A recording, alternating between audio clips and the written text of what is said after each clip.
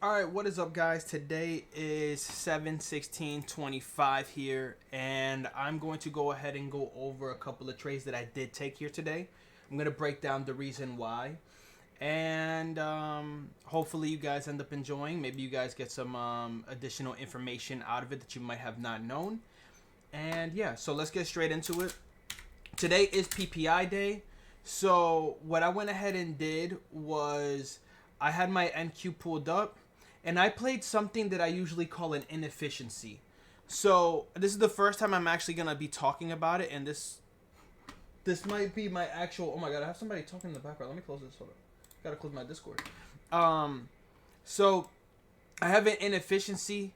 It's a specific little play that I have. So I'll pull up a 30 minutes so you guys can know what I'm talking about.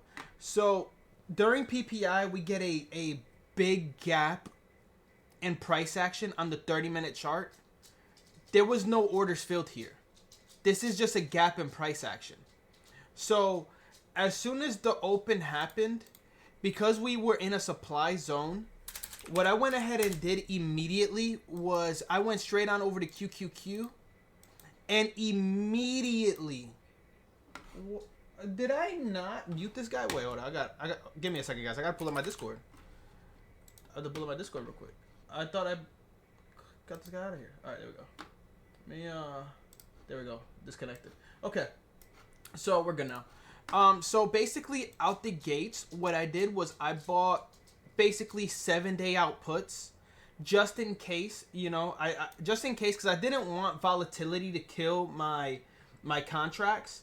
If you know how options work, if I would have got like a 0 DTE or a 2-day or a 3-day, the volatility can dramatically affect the pricing of the contracts. And because I got in straight out the gate, it was important for me to get something way out. I made less on it, but it still turned out to be a very great trade, without having that implied volatility or that risk involved with the trade. So I got in immediately. So as soon as we opened up and I started seeing this topping wick come in, I got in on the low end of this. So it was probably like around here, like around 55730s, and we immediately flushed out. I'm holding my contracts, by the way, all the way through. So I held it all the way until it got filled. The gap got filled. And the gap got filled right here. So right here is where I covered. I covered all of my, right here on this candle is where I actually covered. So I covered everything there. It was a really, really nice trade out the gate. A very good trade to start the day as well. It put me up really nicely, which allowed me to go ahead and play for some additional risk if I wanted to go ahead and trade with some additional size, which I didn't really do, but that was just a little play that I had in mind. And that I did trade. Let me go ahead and remove this. I hope it's this one.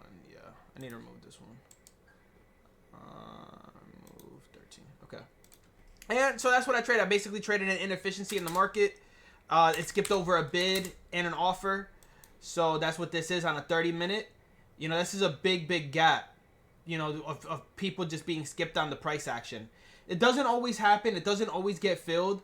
But because it was news related, I had a strong conviction that this was going to pull back and fill this because it popped off on the news.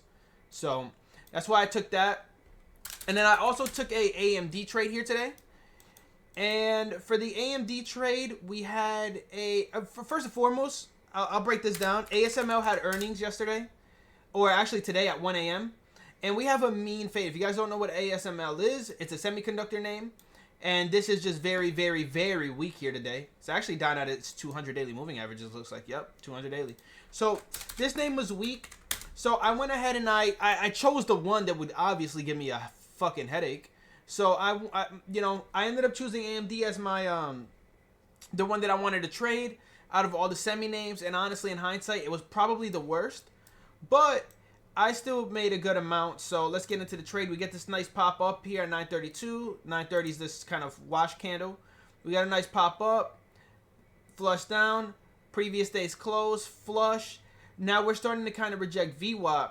So I actually got in off of this rejection here, and I had like a 155 flat average. and I immediately took 4 off, 4 contracts off right here. No, I had 4 runners left. I have 4 runners left here, out of my total size. We got to pop right back up. I added a bit more. I got myself up to like 9 contracts. It wasn't a big position. Got myself up to 9 contracts on this retest.vwap. Covered about 5 of them here. Held on through this little, pop.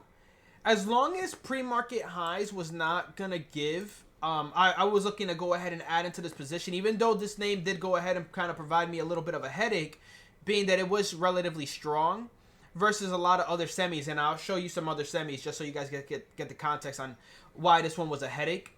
But I did go ahead and I re-added. I had 4 contracts on here. I re-added like 6. And I basically covered it right here in this washout.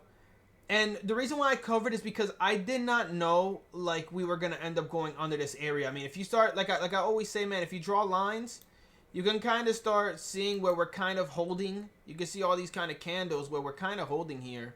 If you want to go ahead and do the low end of the wicks, you also can. I just like to get the most, like where it's connecting. And it happens to be like 154.50s.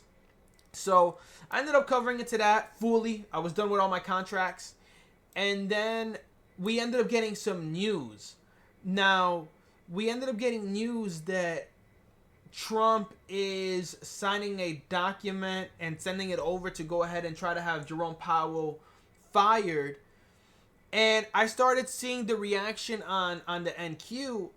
And I got in short on AMD right here. Right off this this level, literally. I got in here. We had an initial pop. And then we started just failing. We lost previous day lows. I'm holding on to my contracts. And unfortunately, I didn't bottom tick out. I was really contemplating on getting out here. But this candle opened up. I got out at like 53.08. So I got out like right here. As soon as this candle basically opened up, it opened up around this area. And I got out right there. I didn't have too much size. I only had like literally a starter position in contracts. I had like 3 contracts on, and I had the 150 puts. So it was about 80 cents for the puts, and I had bought 3 of them, and they put me up.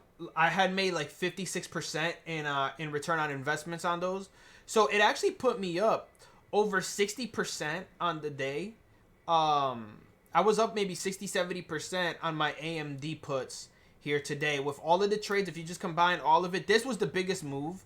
For whatever reason, I got the most out of the return on investment. I think it's just the implied volatility behind what was happening that caught traction on my contracts. It's really hard to gauge as to why. But, you know, when I bought the puts here and we had that news and it was flushing out, you know, pretty dramatically, my contracts did shoot up pretty significantly. And they were the 150. So imagine if I would have bought some that were in the money. I mean, this would have been even greater.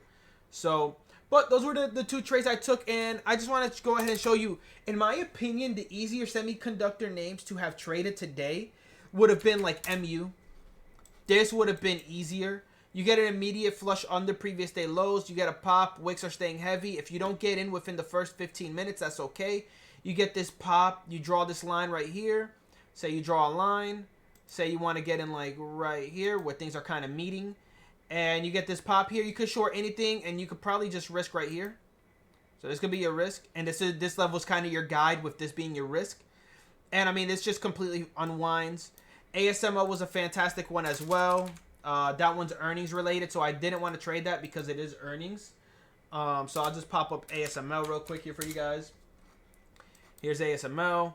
Just so you guys can see again. I mean, this is clean. I mean, this is down 9%. It's under SSR now. It was down 10%. So, under short sell restriction. Even NVIDIA was an easy trader, in my opinion, than AMD. Because what we got was a double top straight off the gate in the morning. And honestly, you could have gotten anywhere here.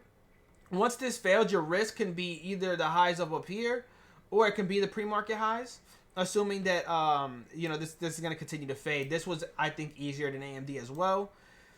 What other semi-name do I have on watch? AVGO. See what AVGO did. I'm not too much of a fan on AVGO. This is kind of just range. I mean, I love range days and I love range trading. So, you know, this is decent. I think the best opportunity was really MU ASML. And let's see. No, ARM. Oh my God, I forgot ARM. ARM was fantastic. I missed it because it happened so early. But ARM was a fantastic op. You get an immediate surge up. Immediately rejected from supply here on this side. From supply, but not only that, but it gives you a nice topping tail at like the 153 area. And you literally could have just shorted here. Wrist highs. You got a nice little fade. You know. It would have been nice. The edge was definitely there. The supply was here. Very, very good trade. I like that trade as well. But that's basically it. Hope you guys kind of enjoyed the video. I ended up making about 2.4% today on my total portfolio.